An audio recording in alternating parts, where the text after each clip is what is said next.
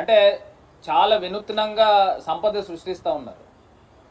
ఆయన చెప్తా ఉన్నాడు కదా, నేను సంపద సృష్టించి ప్రజలకి సంక్షేమ పథకాలు ఇస్తానని. మరి బహుశా 1% అదనంగా మరి ఆయన సర్ఛార్జ్ అంటే జిఎస్టీ పైన సర్ఛార్జ్ పెట్టుకునేదానికి వెసులుబాటు కల్పించండి అని సాక్షాత్తు ఫినాన్స్ మినిస్టర్ గారిని మరి చంద్రబాబు నాయుడు గారు ఢిల్లీలో కోరడం జరిగింది. మరి సంపద సృష్టించడం అంటే ఇదేనానండి? అంటే సామాన్య ప్రజలు, సగటున సామాన్య ప్రజలు ఆంధ్రప్రదేశ్ రాష్ట్రంలో, కేవలం ఇది ఒకటే రాష్ట్రం, దేశంలో ఏ రాష్ట్రం కాదు, ఆంధ్రప్రదేశ్ రాష్ట్రంలో ఏది కొన్నా కానీ 1% అదనంగా ట్యాక్స్ కట్టాలన్నమాట.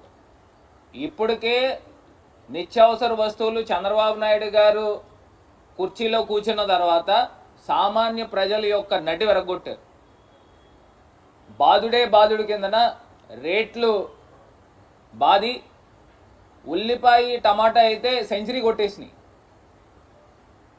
మరి ఇంకా అసలు సామాన్య ప్రజలు ఎలా బతకాల? దీనికి అదనంగా మరి డైరెక్ట్గా ఫినాన్స్ మినిస్టర్ గారిని ఎంత నిస్సిగ్గుగా అడుగుతా ఉన్నారండి.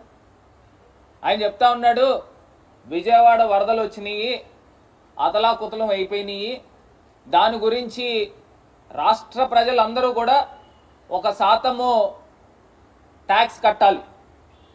మరి ఇదేనా అండి చంద్రబాబు నాయుడు గారు తమరి తాలూకా సెల్ఫ్ ఫైనాన్స్డ్ అమరావతి మోడల్ అని చెప్పారు. మరి ఏం చేశారు అమరావతి మోడల్? సంపద సృష్టించడం అంటే ఇదేనా? ప్రజలపైన ట్యాక్సులు పెట్టడము ఇదేనా సంపద సృష్టించడం అంటే? నాకు ఏదో పూర్వం రోజుల్లో కొంతమంది రాజులు గుర్తొచ్చేవారు.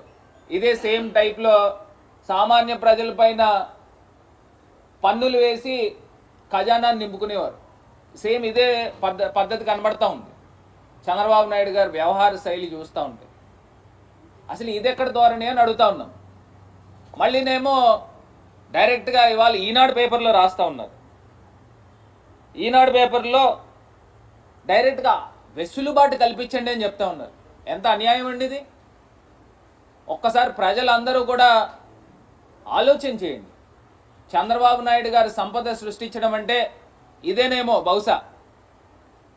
విజయవాడ వరదల పేరు చెప్పి కొన్ని 100 కోట్ల రూపాయలు ఎట్లాగా చందాల రూపైన కలెక్షన్ చేశారు, దాన్ని ఏ రకంగా ఖర్చు పెట్టారు, దాంట్లో ఏ రకంగా డబ్బులు పక్కదారి పట్టించారు అనేది అందరికీ తెలిసిపోయింది. అది కాక అంటే ఎన్ని వేల కోట్ల రూపాయలు వస్తుంది. దీన్ని ప్రజల్ని ఏ రకంగా మోసం చేస్తూ ఉన్నారనేది ఒక్కసారి గమనించమని కోరుతాం. ఇది కాకుండా రెండో అంశము, ప్రధానమైన అంశం, కరెంట్ స్మార్ట్ మీటర్ల గురించి మాట్లాడుతూ ఉన్నారు. నేను ఒకటి అడుగుతా ఉన్నా ఇదే చంద్రబాబు నాయుడు గారిని, ఈ కరెంట్ స్మార్ట్ మీటర్లు నాకు ఒక సామెత గుర్తొస్తూ ఉంది. ఆ సామెత ఏంటంటే, చిన్నప్పుడు మేము చదువుకునేటప్పుడు ఇంగ్లీష్లో ఒక కామాకున్న ఇంపార్టెన్స్ గురించి చెప్పారు. ఒక సామెత చెప్తా. ఇంగ్లీష్లో ఒక జడ్జి గారంట ఒక స్టేట్మెంట్ రాసినప్పుడు ఒక అతనికి hang him not leave him అంటే ఒక కామా తీసుకొచ్చి హ్యాంగ్ హిమ్ నాట్ అంటే ఆయన్ని ఉరి తీయద్దు, వదిలేయండి అని దానికి అర్థం. హ్యాంగ్ హిమ్ నాట్ పక్కన కామా పెట్టాలి.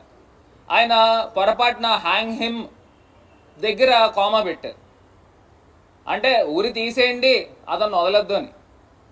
అంటే హ్యాంగ్ హిమ్ నాట్ దగ్గర ఒక కామా పెడితే, హ్యాంగ్ హిమ్ పక్కన ఒక కామా పెడితే ఎంత తేడా ఉందో, అదే రకంగా ఇదే తెలుగుదేశం పార్టీ ప్రతిపక్షంలో ఉన్నప్పుడు స్మార్ట్ మీటర్లు ఉరితాళ్ళు అన్నారు. మరి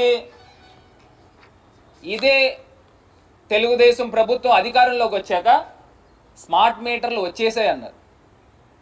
అంటే మీరు మాట్లాడితే, మీరు చేసే పనులు ఏదైనా ఉంటే అది తప్పు కాదు, పక్కనోడు చేస్తే తప్పులన్నా. అంటే నాకు అర్థం కావట్లా. ఇదే చంద్రబాబు నాయుడు గారు ఆయన చెప్పిన అంశం చూడండి, రైతు మెడకు ఉరితాళ్ళు వెయ్యవద్దు రైతు మెడకు ఉరితాళ్లు వేయవద్దు. అంటే స్మార్ట్ మీటర్లు ఈయన ప్రతిపక్షంలో ఉన్నప్పుడు మాట్లాడిని. ఇప్పుడు ఏం మాట్లాడుతున్నారు?